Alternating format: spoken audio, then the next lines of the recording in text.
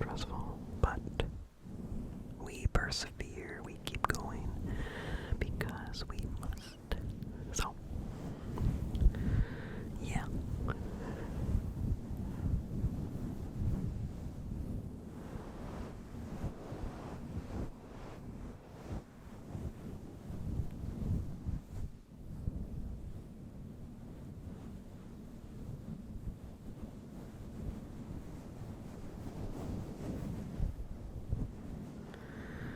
So,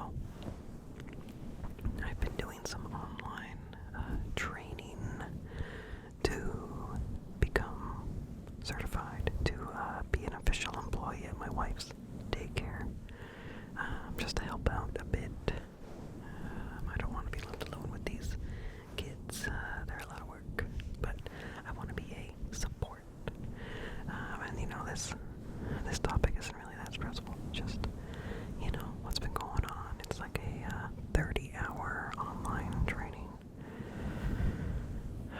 So, gotta squeeze that in between all of my daily tasks and my big projects I'm working on. But, along with that, well, on top of that, I needed to get CPR certified. Gotta get certified in CPR, so there was a hybrid class. A hybrid class where part of it was online, and then the last couple hours was in person. Yeah, it was like CPR, AED, and first aid. And yeah, you know, you learn a good amount online, but it's really helpful to do it in person. So yeah, I went to a class, and it was like 200 minutes online. So like Return of the King, non-extended, you know, Lord of the Rings. It was about that length online, and then a couple hours in person to actually do CPR on a dummy.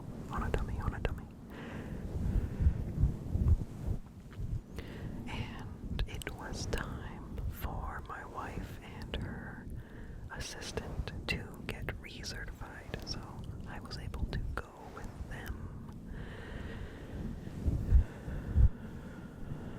So that was nice. I was kind of stressed out if I was going to have to go alone and drive to an unknown place by myself.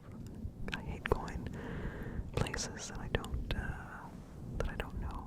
Well, I hate going busy places when I'm driving. Very stressful. So luckily I got to avoid that. But after doing the online portion, it later sent an email saying congratulations, print or save this email, because you need to prove that you finished before they'll let you take the in-person portion. And me and my wife printed ours, but her assistant didn't print hers, but she did finish. But they were saying that she didn't do it, so they wouldn't let her in, and that was very unfortunate. She did it before we did. But yeah, she called the support, and they looked at stuff, and it turns out, yeah, she totally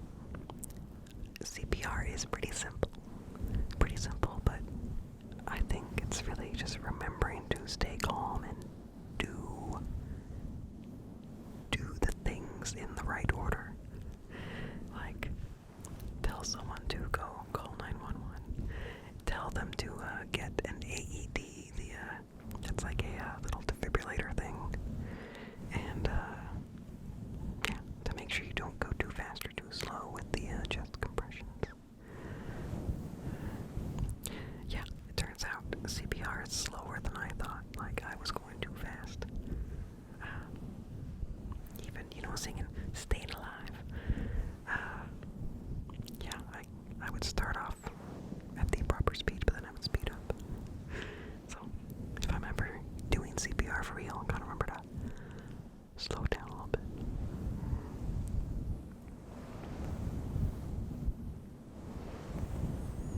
But yeah, it went pretty well, and yeah, I learned about stopping bleeding and stuff. And yeah, I am officially certified in CPR by the Red Cross.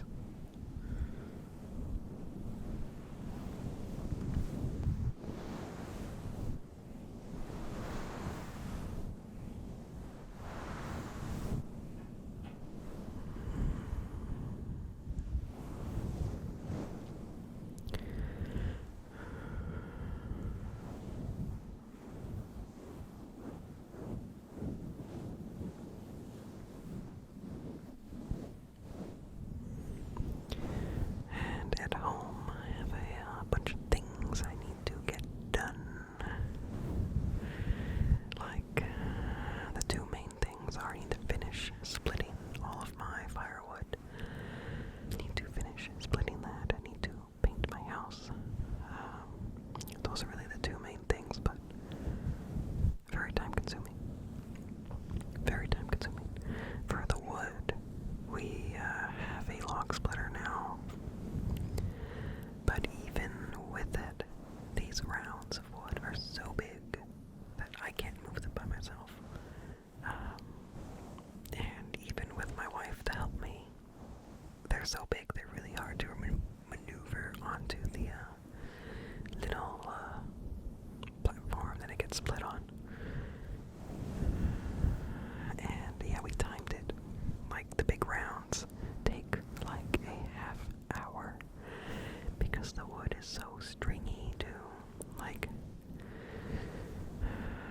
oftentimes wood will be great and the little the wedge will go in a little bit and the wood will like pop apart. It'll pop apart. It'll be great.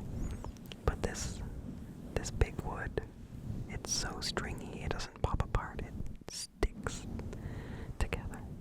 It doesn't want to let go of the other half. And yeah, it's really annoying. So yeah, the big rounds take a half hour. And we got like 5 of those big ones still outside, and then some smaller ones.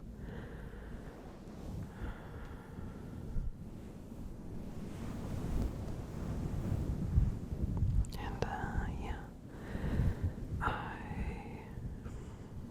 made a really cheap fix to my woodshed roof. A lot of the supports seem to be rotting, but I don't have any money or time to properly fix it. So I used what I have, and I think I did it pretty solid. It should get us through another year. Yeah. But even if it did collapse, which it's not going to, more likely the roof, like with the shingles, would just kind of deteriorate and get water in my wood. But if the whole structure did fall down, it would just fall onto the pile. So it's not gonna like crush anyone. And I measured, because I've never measured my woodshed before, and I think it'll hold like 6 cords of wood, just under 6. And that's a good amount of wood. And I'm pretty sure what we have is going to finish filling that up. Right now it's like half full, a little bit over half full.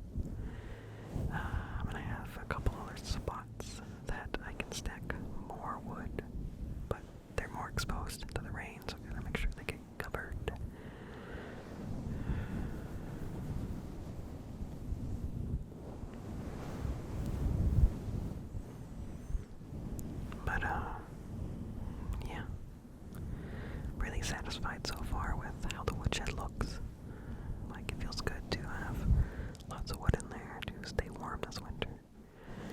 Now, a lot of the wood I'm splitting is not really ready to burn right now, but I do have some wood in there from last year that I'm gonna start with, so hopefully by the time that old wood gets used up, the new wood will be pretty good, pretty good, pretty good, pretty good.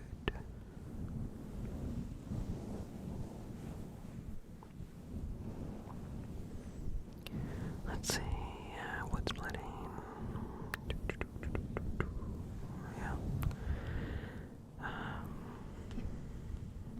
Yeah, the other thing is my house. Like, I've known for years that we need to paint the house because, like, paint is peeling. But for some reason, this year, you know, I'm just like, we gotta do it.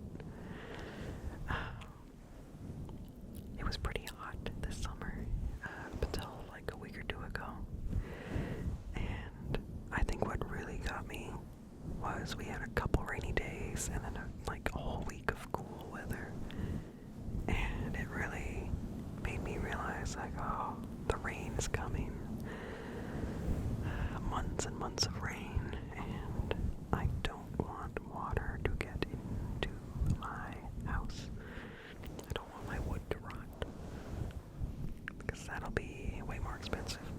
Really, the reason we've put it off so long is because it's expensive. Yeah. And I mean, it's not like we can afford it now, but credit card, I guess. Yeah, so we picked out a color, a nice calm blue, and for our door, and I think a lot of the kind of accents is gonna be like a deep, rich red.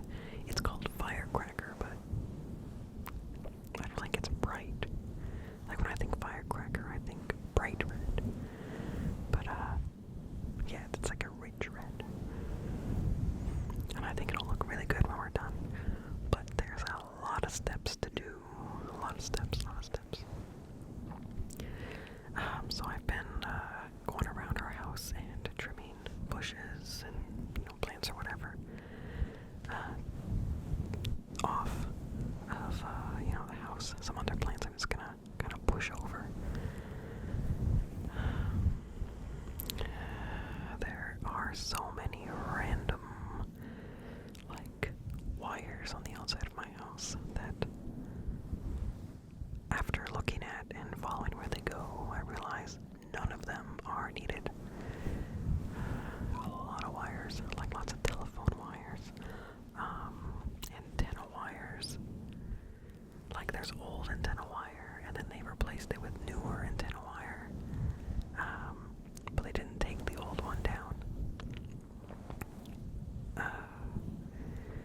Various, like, old cable wires that are not being used. Because I can see where our internet cable comes from.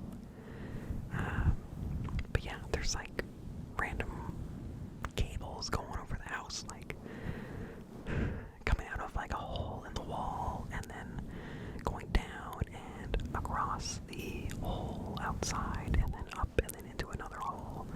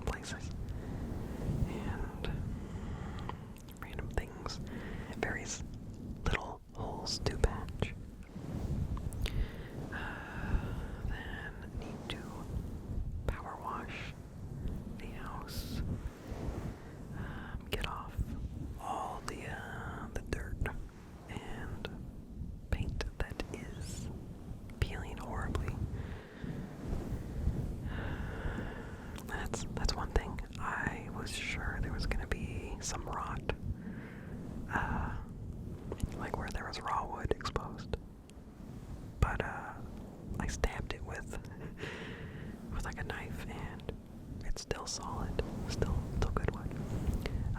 There are 2 windowsills that I already knew were bad, but yeah, I stabbed that and it just went right in. So that's no good on those, but I'm really happy that the siding is good. But yeah, so after power washing, I need to, I made a big list. I made a big list.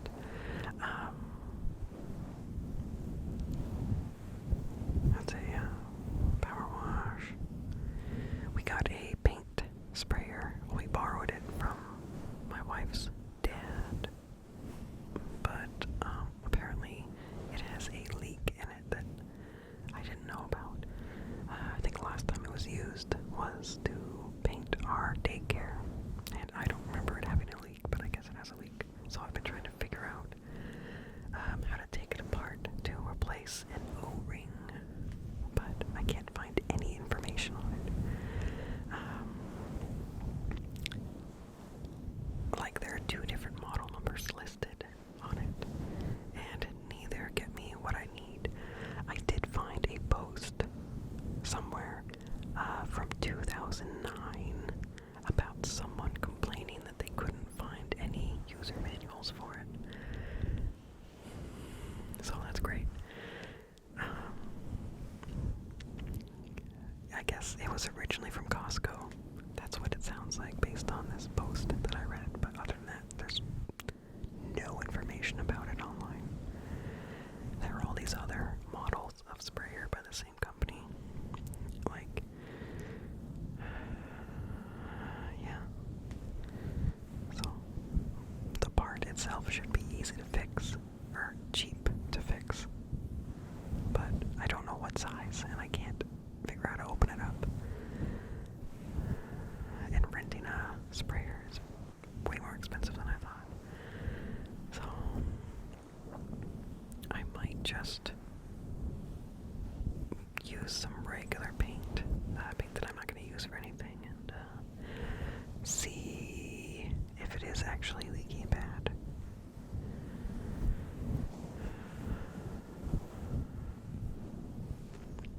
And yeah, the paint I got has paint and primer in it, and it says it's guaranteed 1 coat, unless it's like raw wood or, you know, like really textured. But we'll see. But it was expensive paint. 5 gallons. And it'll be a stretch if it is actually 1 coat to cover the whole house. Like, it'll be really close. But if we can actually get it done in 1 coat, that will be amazing.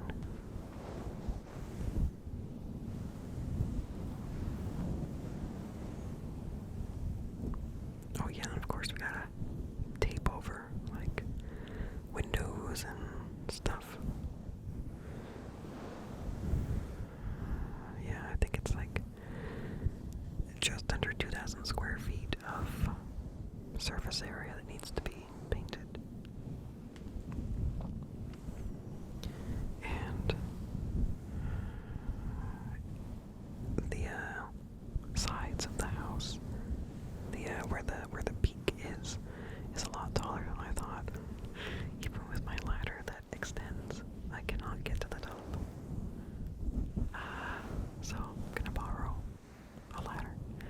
But yeah, that's a lot taller than I imagined.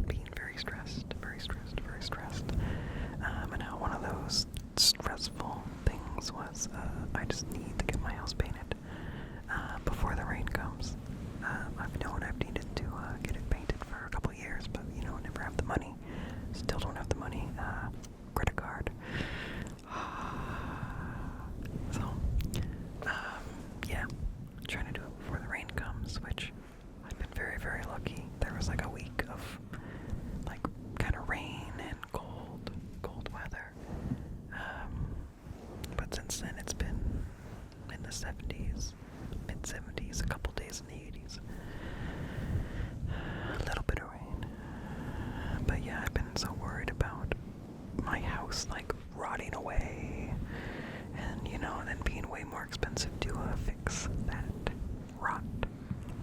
But somehow, well, okay, I guess I should say, since recording the last video, I have started painting. So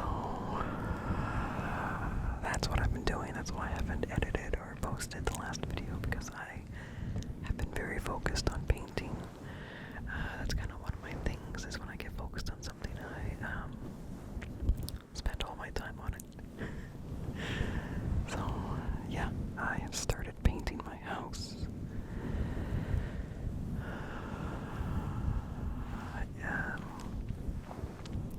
Took a lot of prep work, a lot of prep, pressure washing and scraping old paint off. Now I thought that the pressure washing was going to remove the peeling paint. It did take off some of it, but it did not do what I thought it was going to do. So I did have to scrape a bunch of paint.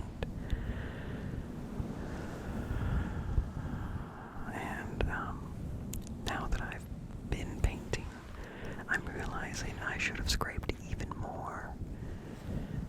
Like, there are spots where, well, there's a lot of spots, big spots, where there's cracks in the paint, but it's not like, I wouldn't say it's peeling, it's just kind of cracked. So, you know, I have gone over it with the scraper, but it didn't come off. So I figured, you know, it's on there, like, it's not going to peel away, and if I paint over it, yeah, put some primer on, put a couple coats, put a couple coats of paint on it, those cracks should fill in. But no, they have not filled in. It still looks ugly. But overall, the house is looking so much better, and I do feel pretty good about my work. Now I am doing this fully alone. My wife has helped scrape some paint, but you know, she's busy with running a daycare and watching our daughter while I am doing this project. My sister-in-law was gonna come, but she is busy running a game store, so she's got a lot to do. So yeah, unfortunately, I am alone. I'm alone, and I'm very tired, very tired. But yeah, so as I started to say, turns out my siding and stuff is not actually rotting. There are sections that are very weathered, but I've only found like two little spots of actual rot that, you know, I was able to kind of dig out and, you know, fill up. My windowsills are terrible though. I got like 3 fully rotted windowsills that I need to replace. But I'm really just focused on getting paint on the house. And I'll get to the windowsills when I get to them. But yeah, you can like shove like a screwdriver into those. It's just so squishy. But yeah, anywhere that I stuck my screwdriver into the siding, it was solid. I was really, really happy. So that's a relief. Big relief. So, my sprayer that I borrowed had a part that was broken. I was not able to resolve that, so I just had to end up ordering a little teeny tiny handheld sprayer. A lot cheaper than those big ones. But yeah, don't really have money for that, so credit card. Oh god. But it has been a lot faster than if I tried to paint it with a brush.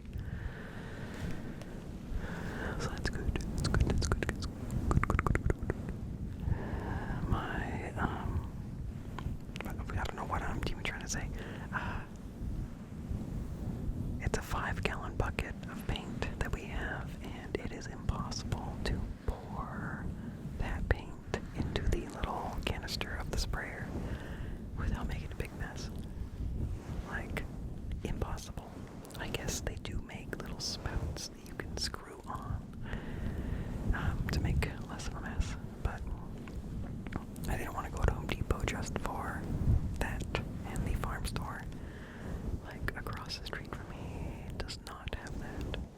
At least on the website I don't see it, so yeah. But now that the paint bucket is now like half full, it's a lot easier to pour. Still makes a mess. I try to scoop it back in with my hands. Oh yeah, and I have been wearing overalls. My wife convinced me to get these several months ago because I was doing so many little projects and I didn't want to get my clothes dirty or my pants.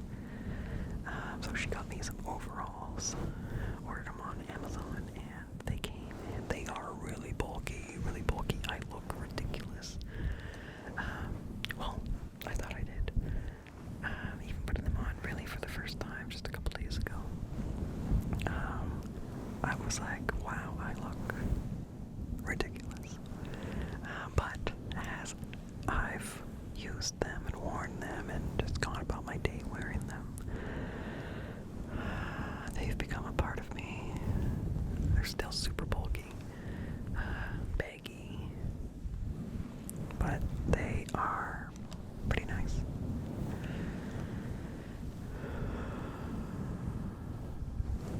So, man, I've already talked for almost 10 minutes, and that's already a topic I've talked about last video. So, on to the other stuff.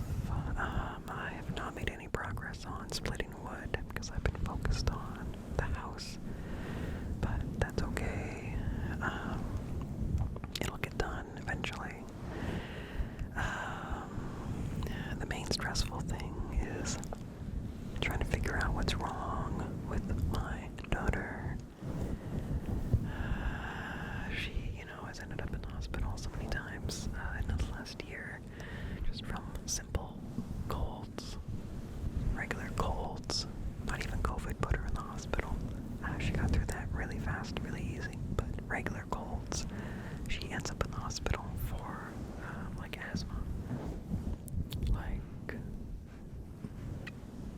crazy.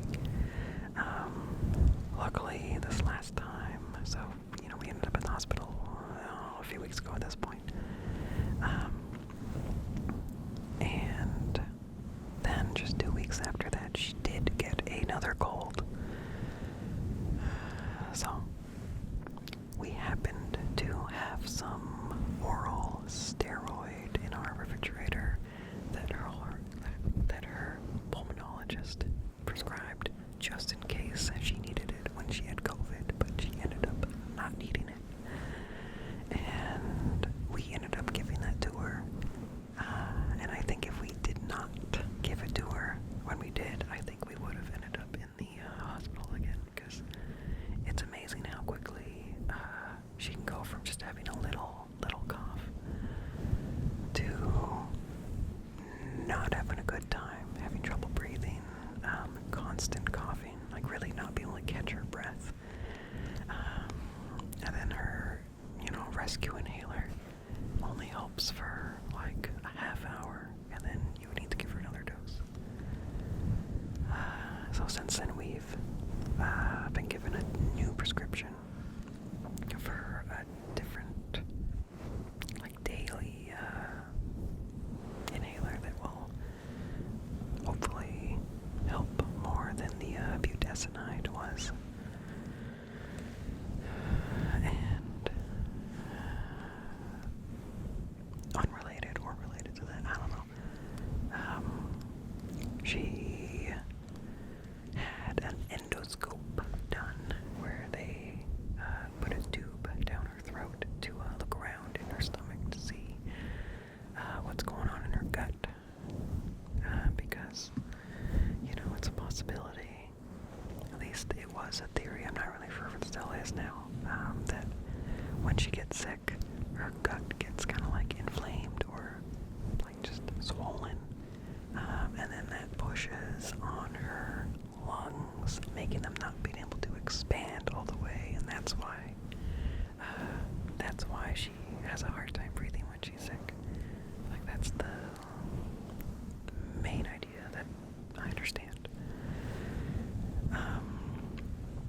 So yeah, we did that yesterday, and it was, I mean, it went pretty well. Like, she,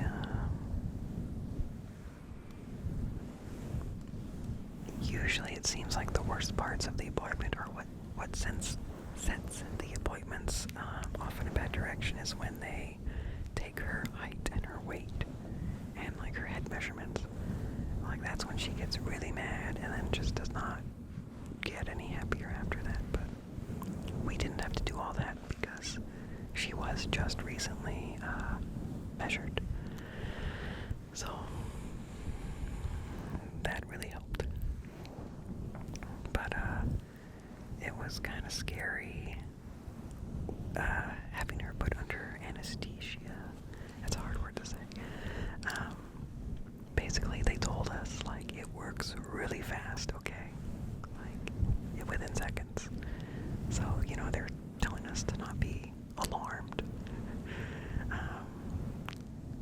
So yeah, we hung out for an hour and a half before her appointment. I'm not really sure why. Like, they put lidocaine on her, man, what do you call this? Elbow pits. They put lidocaine on both sides.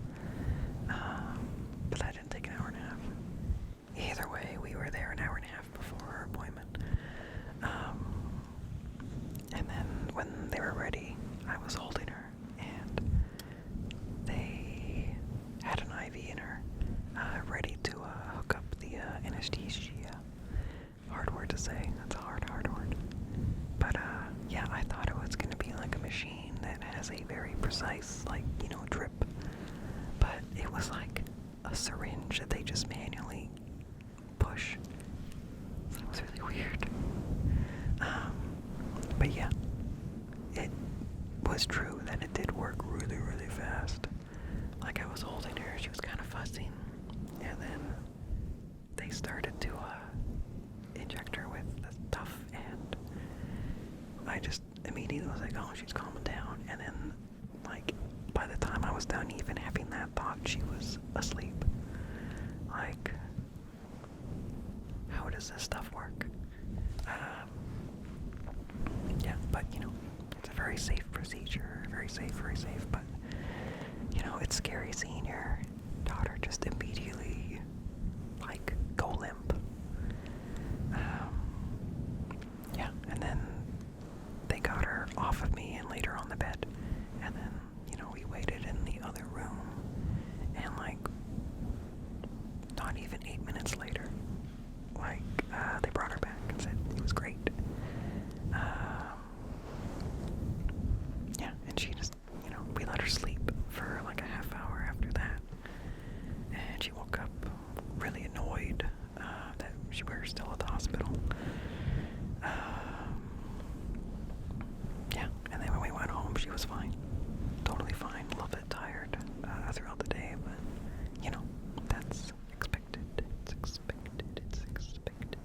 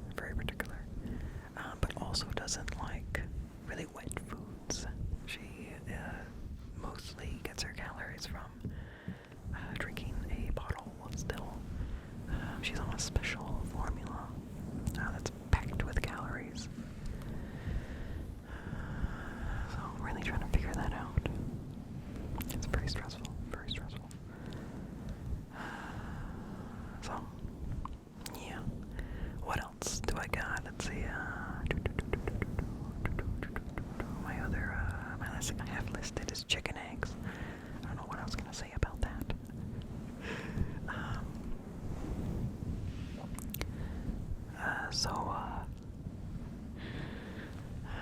got fancy chickens because at the time I didn't know when the farm store was gonna have more chickens.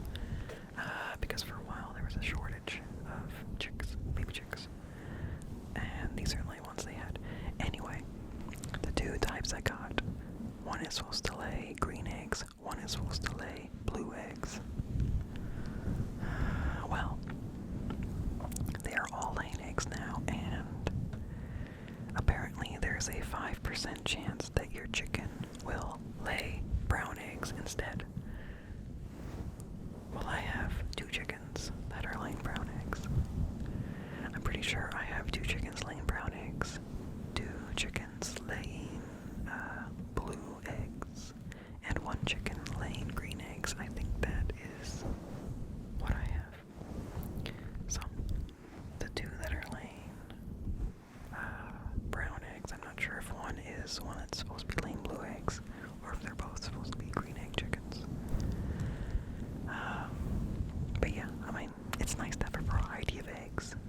It's just a nice look, but I really wanted blue and green eggs. And I have been kind of bad at collecting the eggs every day because I've really been focused on my house painting. But I have noticed that they aren't laying all their eggs in the nesting box anymore. They have started going back into the brush pile that they were originally laying in. Except this time they are laying deep in the brush pile. I don't even know how they are getting so deep in there. It's very pokey. And it's deep in there, like more than an arm's length for me. So I need to get all those eggs before they go bad. Like, I have to move the brush pile, or at least a lot of it, to get to them. I have a little grabber stick, but when I tried that earlier, I just pushed an egg under a little kind of big piece of wood. So that's no good.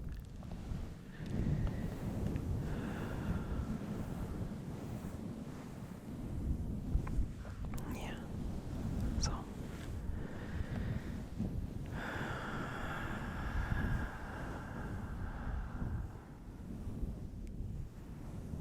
oh yeah. But back to house painting. I am so discombobulated. So the paint is a one coat guarantee, but I'm definitely gonna need to do more than one coat. But even with doing more than one coat, it looks like I'm gonna have enough paint for the whole house, so that is good. Because I don't know, like, I can't keep putting house improvement stuff on credit card. That interest is so high. But yeah, even with doing more than one coat, I think we have enough paint to do the whole house. Waiting for my father-in-law to bring a taller ladder because I can't get all the way up to my roof's peak. I can get pretty high, but I can't get all the way. Even if I'm reaching out my window, I can't reach everything, so yeah. So I've done what I can reach. 2 coats on one side, 2 coats on another side, and then, well, most of one side. There's the porch area that I have only done 1 coat so far. Other than that, the whole rest of the wall is done. And then on my other side with a peak, I just did